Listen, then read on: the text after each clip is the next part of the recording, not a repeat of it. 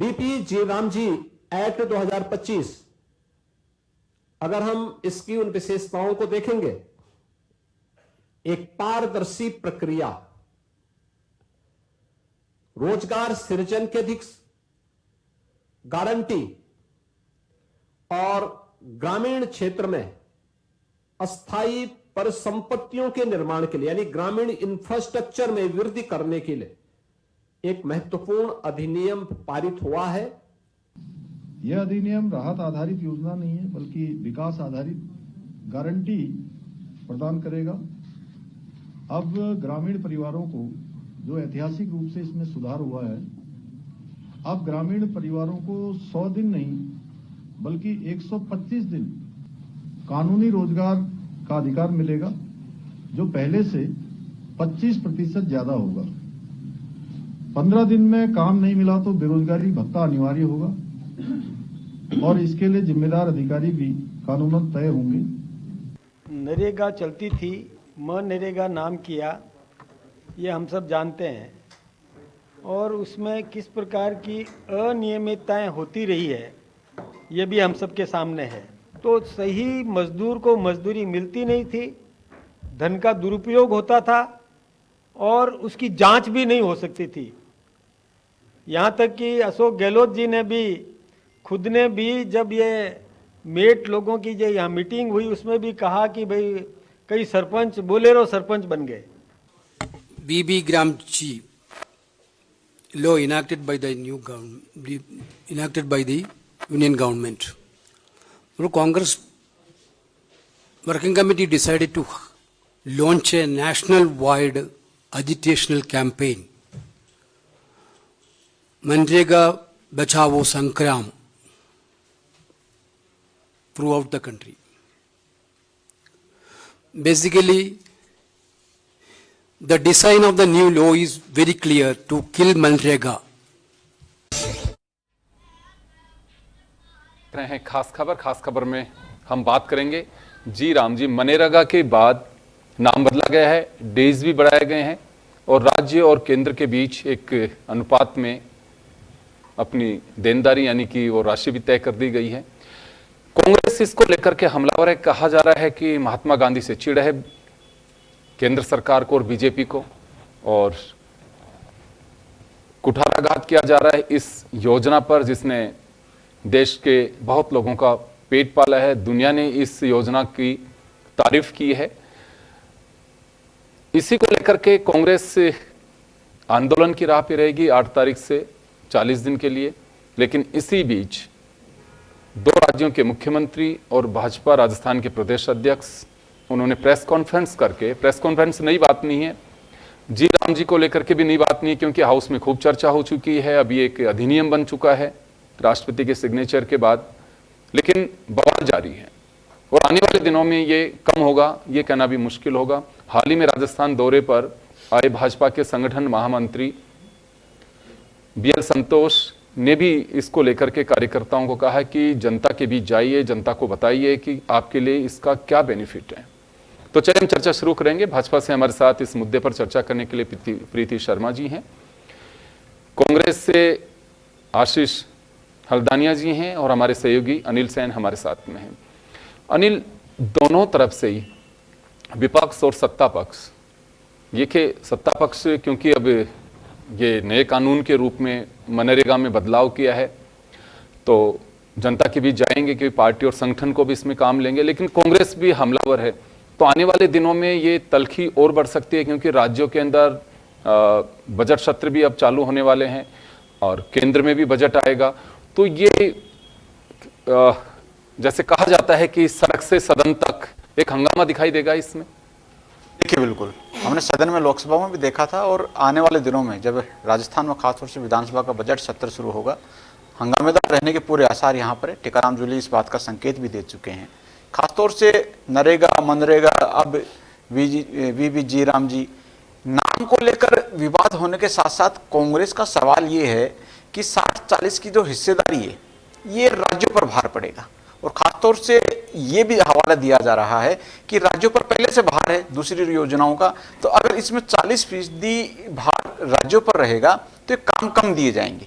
अभी हालांकि केंद्र सरकार ने कहा कि इसमें 125 दिन किए गए हैं, लेकिन एक आंकलन अगर मोटा मोटा देखा जाए, कोरोना के समय में, कोविड के समय में जो एक राहत वाली चीज रही थी, ये मनरेगा रही थी, जिस समय भी अगर देखा जाए औसत काम का, तो 52 जो दिन थे वो वहां पर काउंट किए गए थे।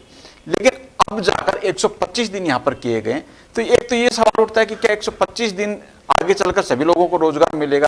कांग्रेस के जो सवाल यहां पर बरकरार हैं, और उसके साथ साथ ये भी कांग्रेस जो आंदोलन कर रही है, ये बता रही है कि इससे रोजगार का जो अधिकार था वो कहीं ना कहीं छीनने जा रहा है। लेकिन दूसरी तरफ बीजेपी जो जन जागरूकता अभियान लेके जा रही है, स्पष्ट तौर पर जनता के बीच में मैसेज देगी। आज से हमने देखा, चाहे कई स्टेट के मुख्यमंत्री और प्रदेश अध्यक्ष ने प्रेस कॉन्फ्रेंस भी की है, बूथ लेवल तक का प्रोग्राम बना है बीजेपी का भी। जिस तरह से कांग्रेस ने जो एक रूपरेखा यहाँ पर तय की है, बीजेपी एक कदम आगे बढ़कर कार्यकर्ताओं को यह तक कहा गया है कि मजदूर किसानों के साथ में अलग अलग चौपाल की जाए और ये बताया जाए इसके बेनिफिट, चाहे 125 दिन करने की बात हो, 15 दिन के अंदर पेमेंट का भुगतान की बात जो है वो यहाँ पर हो, एक पारदर्शिता की बात भी, जनता के बीच में मैसेज देने की बात यहाँ पर कही गई है। तो एक तरफ कांग्रेस जो है इसके जो खामियाजा कहें या फिर इसके जो विरोध जो स्थितियां हैं उनको लेकर कहें सड़क पर जा रही है, दूसरी तरफ बीजेपी इसके बेनिफिट्स को लेकर जनता के बीच में यहाँ पर जा रही है। तो खासतौर से आने वाले दिनों में पूरी तरह से यह कहा जाए तो जनवरी और फरवरी का जो महीना है वो सड़क में हो, सदन पर हो, आम लोगों के बीच में हो, यहाँ तक कि रैलियां भी होंगी। कांग्रेस ने तय की है कि देश के अंदर 4 से 5 बड़ी रैलियां आयोजित की जाएंगी, बड़ी जनसभाएं होंगी, ये तमाम आंदोलन के अलावा भी। तो पूरी तरह से जो देश का माहौल है वो मनरेगा या जी राम जी, इन तमाम चर्चाओं के बीच में यहाँ पर गुजरने वाला है। जी, फिर लागू कैसे होगा, क्या रहेगा, ये तो अधिनियम के तहत ही होगा, लेकिन क्या रिजल्ट्स आएंगे उससे पहले ये जरूर है कि सियासी पारा जरूर चढ़ेगा। दोनों ओर से ही अपनी ओर से बयानबाजी जारी है। चले आशीष जी, आपके पास में आना चाहूंगा मैं। मनरेगा का नाम बदला, 125 दिन किए गए हैं। सरकार का कहना है कि योजना बंद नहीं की है, उसमें सुधार किया है। देखिए, मैं आपको पहले एक बात स्पष्ट कर दूं आपके चैनल के माध्यम से कि मनरेगा का नाम था महात्मा गांधी राष्ट्रीय ग्रामीण रोजगार अधिनियम। ये एक्ट था जी, कानून था। और यूपीए की कांग्रेस सरकार ने, सोनिया गांधी जी ने, मल्लिकार्जुन खड़गे जी हमारे जिस समय उस समय सारे विधायक वो हमारे सांसद थे, मंत्री थे, और हमारे प्रधानमंत्री थे देश के मनमोहन सिंह जी।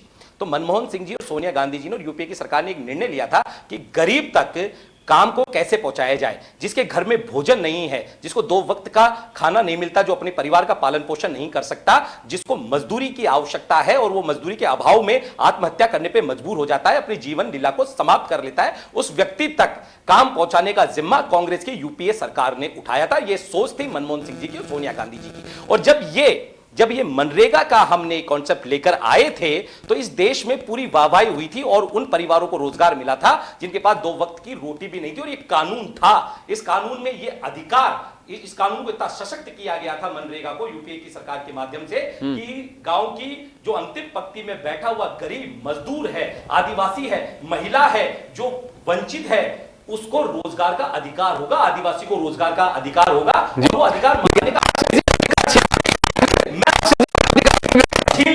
छीन लिया। मैं आपको पूरी अपने माध्यम से और अपनी पार्टी के माध्यम से इस बात को पूरी तरीके से जनता के सामने अवगत कराने के लिए यहां बैठा हुआ हूं। तो मैं पूरी बात आपको स्पष्ट रूप से कह देता हूं कि उसमें अंतिम पंक्ति में बैठे व्यक्ति को रोजगार मांगने का अधिकार था कि वो सरकार से रोजगार मांग सकता था। 15 दिवस के अंदर सरकार को उसे रोजगार देना पड़ेगा, ये कानून था। और कानून इसलिए बनाया जाता है कि व्यक्ति की भलाई हो सके, व्यक्ति को उसकी सुरक्षा मिल सके, उसका भोजन का अधिकार मिल सके, तो ये सरकार को देना ही पड़ता। ठीक है, फिर उसके बाद में 90% का खर्च जो केंद्र सरकार, यूपीए की सरकार उठा रही थी मनरेगा में, 90% दे रही थी, राज्यों पे कोई भार नहीं था, 10% का राज्य पे भार था।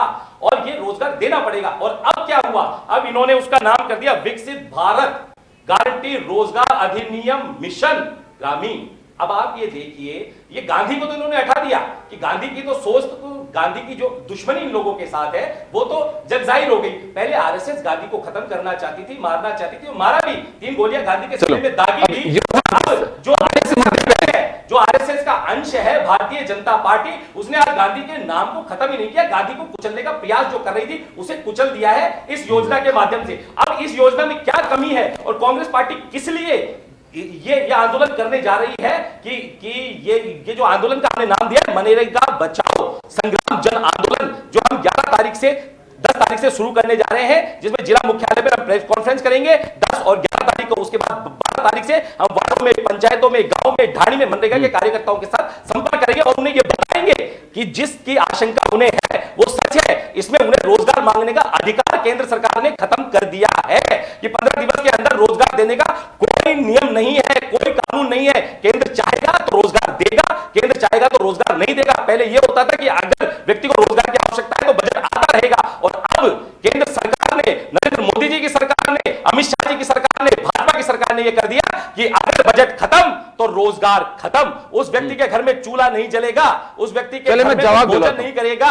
ये इस केंद्र सरकार ने व्यवस्था कर दी है। और दूसरी बात में सर, अब इतने सारे सर, आशीष जी सुनो, एक पॉइंट और मैं क्लियर करता हूं। इतने सारे सवाल करोगे तो जवाब भी तो देने दीजिए। 60-40 का जो मैं आपके सामने क्लियर कर दूं, 60% केंद्र सरकार के ऊपर रहेगा, 40% राज्य सरकार के ऊपर रहेगा। जब राज्य के पास में पेंशन देने का पैसा नहीं है, सर मैं आ रहा हूं, भत्ता देने का, एक बार जवाब तो दे देने दीजिए, मुआवजा देने का, आशीष जी जवाब दिलवा दूं मैं। आशीष की योजना का पूरा प्रयास है। आशीष जी जवाब तो सुनिए, और मुझे उम्मीद है कि आप भी धैर्यपूर्वक सुनेंगे, क्योंकि प्रीति जी ने कोई रिएक्ट नहीं किया जवाब बोले, तो आप जरा सुनिए। प्रीति जी, कांग्रेस का कहना है कि ये मजदूरों के हितों पर कुठाराघात है, उन्हें जब चाहेंगे रोजगार नहीं मिलेगा, 60-40 के रेशो से राज्यों पर इतना भार पड़ेगा जो वो सहन नहीं कर पाएंगे। ये कुछ सवाल खड़े किए और इसी को लेकर के आंदोलन कर रही है कांग्रेस। योगेंद्र जी, सबसे पहले तो मैं स्पष्ट कर देती हूँ, जिसकी कह रहे थे कानून था, तो कानून था नहीं, कानून है, कानून है। दूसरी चीज, क्योंकि आप सभी समझते हैं और जनता भी समझती है, कोई राष्ट्रपति का जब साइन हो जाते तो अधिनियम बन जाते तो कानून है, कानून बन रहा नहीं है।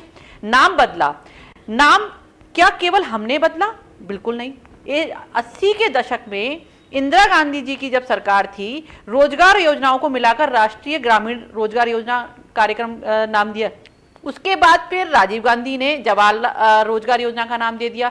उसके बाद फिर सोनिया और मनमोहन जी की सरकार आई तो 2004 में इसे नरेगा का कर दिया गया, और नरेगा के बाद में 2005 में इसको मनरेगा कर दिया गया। तो नाम बदलने की जो परंपरा है वो कांग्रेस के शासनकाल में माननीय इंदिरा गांधी जी ने उठाई थी, हमने नहीं उठाई। दूसरा, और इसके अलावा भी अगर हम नाम बदलने की बात करते हैं तो अन्नपूर्णा रसोई योजना को इंदिरा रसोई योजना किसने रखा? तो यहां पर नाम से नहीं, लोगों को काम देना, जो औचित्य है, जो मेन उद्देश्य है इस अधिनियम का, वो पूरा होना चाहिए। अगर हम विकसित भारत ग्रामीण रोजगार आजीविका मिशन गारंटी योजना चला रहे हैं तो इसमें गलत क्या है? दूसरी चीज, हमारा संकल्प है विकसित भारत 2047, उसी का देखिए, जब किसी योजना का नाम रखा जाता है तो उसका उद्देश्य होता है, उसके पीछे एक उद्देश्य होता है, उसी के आधार पर नाम चूज किया जाता है। हमारा उद्देश्य है विकसित भारत 2047 और उसी के आधार पर हमने नाम रखा। अब बात करते हैं 60% और 40% की। आप ये देखिए, ये एक जमाना था जब लोगों की तनख्वाहें 2000 रुपए हुआ करती थी, लोग उसमें खुश हुआ करते थे। आज 50,000 भी तनख्वाह है, आज 1 लाख भी तनख्वाह है, 1.5 लाख भी तनख्वाह है। उसी तरीके से अगर मैं बात करूं 60 और 40% की जो ये बात कर रहे हैं, एक समय में बजट था जब 35 लाख करोड़ रुपए आपको दिए जा रहे हैं। अब आप बात करें, हम 90 लाख करोड़ के आसपास का बजट हम लेकर आए, जिसमें से 60% केंद्र सरकार देगी और 40% राज्य सरकार पर है। राज्य सरकार को छूट क्यों दी गई? कोई कंफ्यूजन है आपको? हाँ। 90 लाख करोड़ किसके बजट की बात करें? नरेगा के बजट की? मैं नरेगा की नहीं, गलत ध्यान है आप, इसमें आप करेक्ट करिए जी। 95,000 करोड़ रुपए का ग्रामीण विकास में मनरेगा का बजट रखा था। एक बार देख लीजिए। हाँ, लाख की जगह 1000 होगा, राइट, सॉरी मिस्टेक हो सकती है। कोई बात नहीं। 95,000 करोड़ की बात करते हैं तो तब भी आप 35,000 करोड़ और 95,000 करोड़ में अंतर होता है ना योगेंद्र जी। 35,000 करोड़ का बजट आप सुनिश्चित करते हो, यहां पर 95,000 करोड़ का बजट हम सुनिश्चित कर रहे हैं, और जिसमें से हम ये कह रहे हैं कि हम 60% तो हम दे रहे हैं उसमें से, मतलब केंद्र सरकार दे रही है और 40% राज्य सरकार का हो रहा है। तो अगर केंद्र सरकार कंट्रीब्यूशन करके राज्य सरकार को छूट भी तो प्रदान कर रही है, क्योंकि देखिए ग्रामीण परिवेश जिसकी आप उत्थान की बात कर रहे हैं, आज 2005 के ग्रामीण परिवेश में और आज 2025 के ग्रामीण परिवेश में क्या अंतर नहीं है? क्या टेक्नोलॉजी में अंतर नहीं हुआ है? क्या डिजिटलाइजेशन नहीं हुआ? ग्रामीण परिवेश में भी अंतर हुआ है, मौसमों में अंतर हुआ है। तो बहुत सारी चीजें हैं। जब ग्रामीणों को रोजगार की बात आती है, जब हम ग्रामीणों को रोजगार देने की बात करते हैं, तो हमें उनके लिए यह सुनिश्चित करना होगा कि जो किसान भाई हैं, जो खेती के समय में उस समय खेती में बिजी रहते हैं और जिस समय वो फ्री रहते हैं, उनको भी रोजगार मिले। तो हमने 100 से बढ़ाकर 125 दिन रोजगार किया। हमने 60 दिन का छूट राज्य सरकार को दी कि कोई से 60 दिन आप जिसमें उन लोगों को भी जो खेती में बिजी रहते हैं और जब वो फ्री होते हैं तो वो इस रोजगार का फायदा उठा सके, उनको वो समय मिले। तो क्या ये गलत था? बिल्कुल गलत नहीं था। तो जहां तक कांग्रेस के या विपक्ष की हम बात करते हैं, विरोध का सवाल है, तो विरोध किस चीज का हो रहा है? आपने बजट हमने बढ़ाया, उस चीज का विरोध हो रहा है। हम रोजगार देना चाह रहे हैं, उस चीज का। जी प्रीति जी, बात कांग्रेस की नहीं है, चंद्रबाबू नायडू की सरकार आपके अलायंस में है, उसके यहां से भी विरोध हुआ है कि 60-40 का रेशो जो है इस पर पुनः विचार किया जाना चाहिए, क्योंकि ये राज्यों पर बहुत बड़ा भार होगा। पहले ये रेशो बिल्कुल नहीं था। और तो केवल कांग्रेस की बात नहीं, कांग्रेस फ्रंट में आकर के और ये आंदोलन की राह पे है क्योंकि अपोजिशन में है, वो आपके अलायंस में, ये तो विरोध दर्ज उन्होंने भी करवाया है रेशो के लो करके 60-40 का जो है। देखिए योगेंद्र जी, जो जहां तक विरोध की बात है या पुनर्विचार की बात है, तो जो दायित्ववान लोग हैं वो उस पर विचार भी करेंगे, ऐसा नहीं है। लेकिन तो जब एक्ट बन गया, अब क्या विचार होगा इस पे? एक्ट बन गया, बिल्कुल सही बात है, विचार करेंगे जो भी है, क्योंकि एक्ट बन जाता है तो उसमें संशोधन भी होते हैं। लेकिन प्रैक्टिकली धरातल पर किसी चीज को उतारने के लिए मंशा बहुत क्लियर होना बहुत आवश्यक होता है। और हमारा उद्देश्य बहुत क्लियर है। हम मिशन 2047, हम विकसित भारत 2047 का मिशन लेके चल रहे हैं। उसमें हम ग्रामीण परिवेश के लोगों को भी शामिल करना चाह रहे हैं। और हमारा जो उद्देश्य है योगेंद्र जी, वो बहुत सिंपल है कि हमें जो हमारा उद्देश्य था इसमें चेंज करने का, जो काम है वो किस तरीके के काम होंगे आजीविका में, चाहे वो जल संरक्षण से संबंधित काम हो, चाहे वो कोर ग्रामीण बुनियादी ढांचा तैयार करने की बात हो, चाहे वो इंफ्रास्ट्रक्चर तैयार करने की बात हो। तो राज्यों में ग्रामीण परिवेशों की स्थिति अलग अलग होती है और राज्य को यह छूट देना आवश्यक है कि राज्य अपने अनुसार उस ग्रामीण परिवेश में क्या चेंजेस लाना चाहते हैं, उसके अनुसार वो पे काम करें। ये नई बात नहीं है प्रीति जी, नई बात नहीं है। देखिए ये ऑलरेडी हो चुका था और पहले इसकी आलोचना बहुत हुई है कि गड्ढे खोद रहे हैं फिर वही मिट्टी उधर डाल रहे हैं। उसके बाद में जब मनरेगा बने, पहले 60 जिलों के अंदर इसे लागू किया गया था। योगेंद्र जी सुनिए 60 जिलों में जब लागू किया गया था उस समय बिल्कुल इसकी एक वो हो रही थी क्रिटिसिज्म, लेकिन उसके बाद में अब स्ट्रक्चर तैयार होने शुरू हो गए थे, क्योंकि सरकारों को भी लगने लगा था कि इस पैसे को यूटिलाइज करना चाहिए और बाकायदा सामग्री और उस पे लेबर दोनों की भी रेशो तय कर दिया था कि आप ये बना सकते हैं, स्कूल बनाइए, आप कहीं पे बैठने की जगह बनाइए, पानी की टंकी के आसपास अगर कहीं कुछ आपको लगता वो बनाइए। तो नरेगा के तहत भी काम शुरू हो चुके थे। अब वो वाली नरेगा का हिस्सा नहीं रहा था कि पहले गड्ढे खोद दो और फिर उनको वापस भर दो। बदलाव बहुत सारे हुए थे मगर नहीं, लेकिन आप जो कह रहे हैं कि अभी किया गया, ये अभी नहीं किया गया, पहले से नहीं चल रहा है। जो विरोधाभास था, जो करप्शन, जो भ्रष्टाचार पनप रहा था, जो मॉनिटरिंग नहीं हो रही थी, केंद्र सरकार से आने वाले मिलने वाले बजट का जो सदुपयोग नहीं हो रहा था, वो सदुपयोग की मॉनिटरिंग करना बहुत आवश्यक है। लोगों को देखिए, एक तो होता है कागज पर काम करना, कागज पर आपने किसी को काम दे दिया, लेकिन धरातल पर कितने लोगों को काम मिला, कितने लोगों की, इनके पास कोई आंकड़े नहीं होंगे इस चीज के। और हकीकत सबके पास में होते हैं आंकड़े। देखिए नहीं योगेंद्र जी, बिल्कुल, क्योंकि आज मॉनिटरिंग आवश्यक है हमारे यहाँ। जब बिल्कुल आपके पास मॉनिटरिंग आवश्यक है, ग्रामीणों को रोजगार देना आवश्यक है, क्योंकि कितना फर्जीवाड़ा मनरेगा के नाम पर हुआ, कितना पैसा उठाया गया। सुनिए 2 साल से तो आपकी सरकार है, तो आंकड़े तो आपके पास में भी होंगे।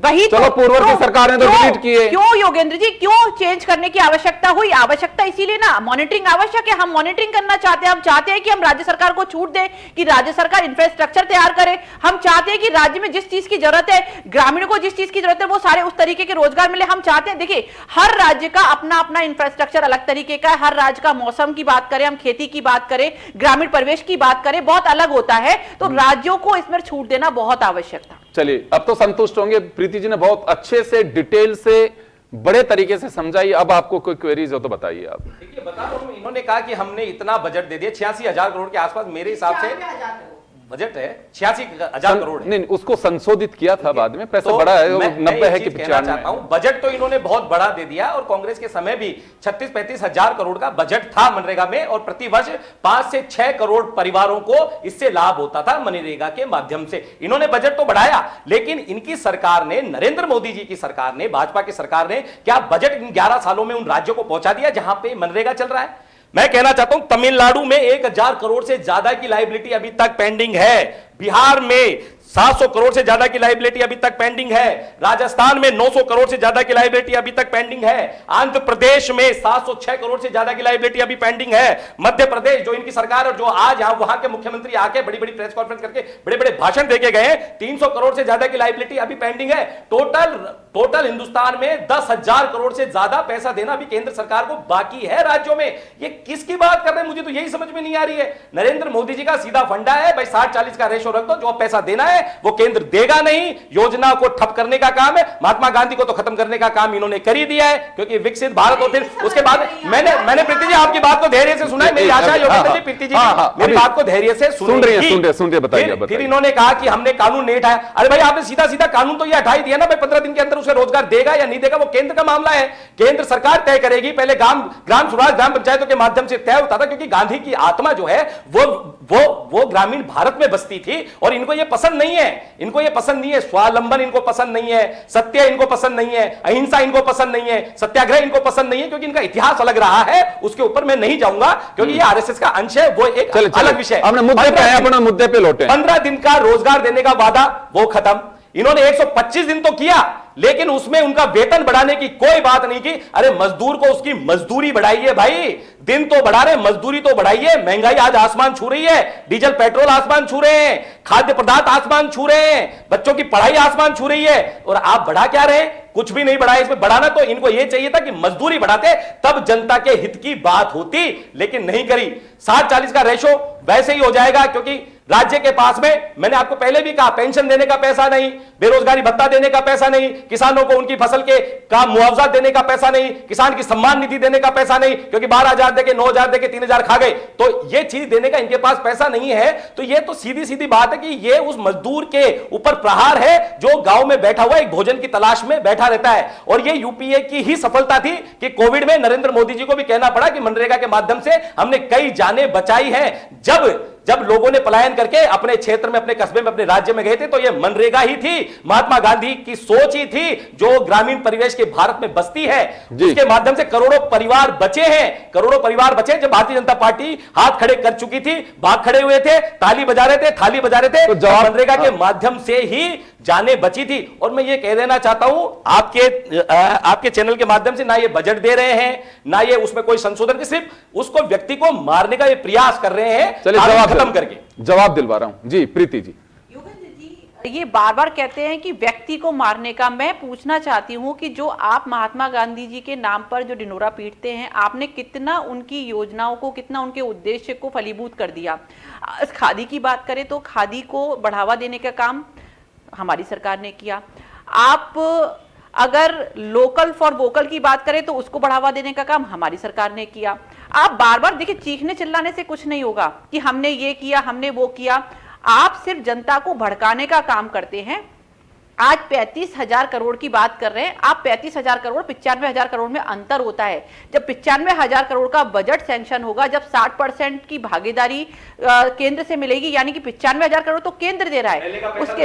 और सुनिए, जो आप जरा डाटा तो दे दीजिए।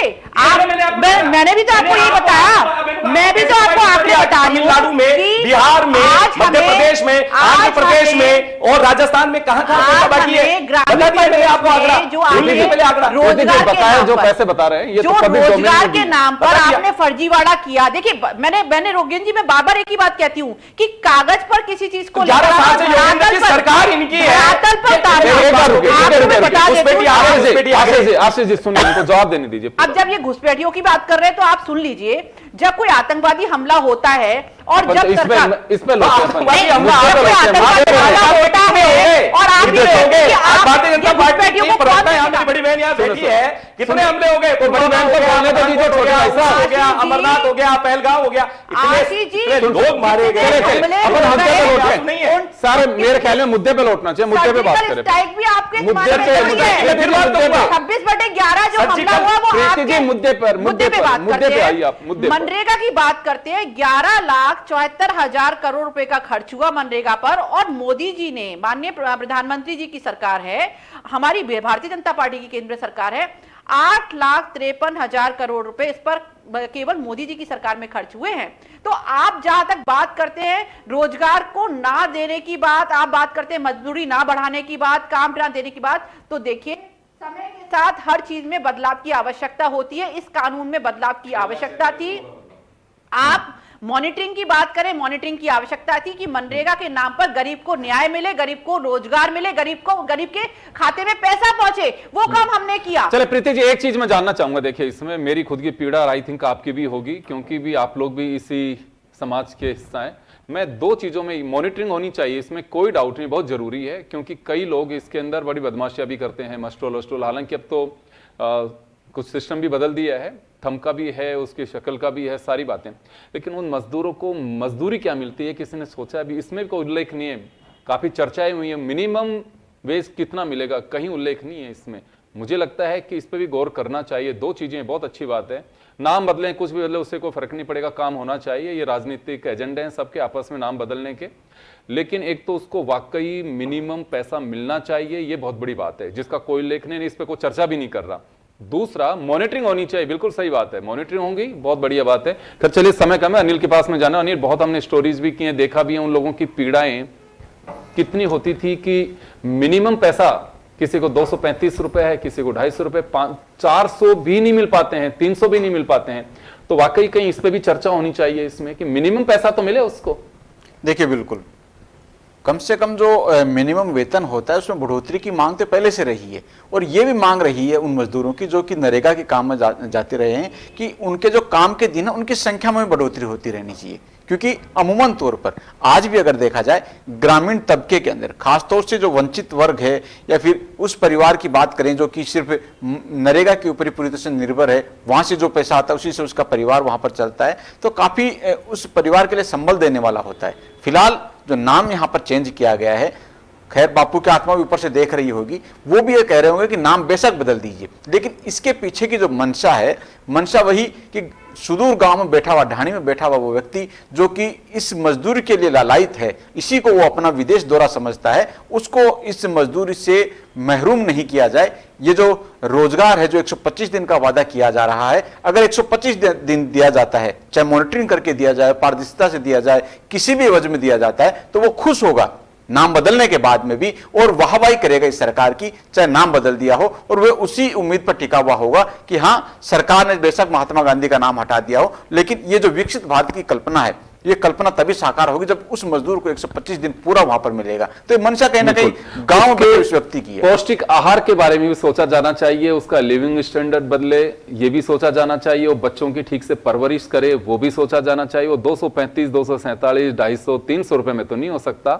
मुझे लगता है कि इस पर भी गौर करना चाहिए, कहीं ना कहीं एच हुआ पहलू। वैसे तो नहीं है, सारे नेता जानते हैं कि वास्तव नरेगा में मिलता क्या है, लेकिन अगर इस ओर भी गौर किया जाएगा तो बड़ी सार्थकता होगी, क्योंकि जिस गरीब की आप लोग सोच रहे हो उसकी सोच तो सभी होगी, जब उसके जेब में पैसा भी आएगा उसका स्तर भी बदलेगा।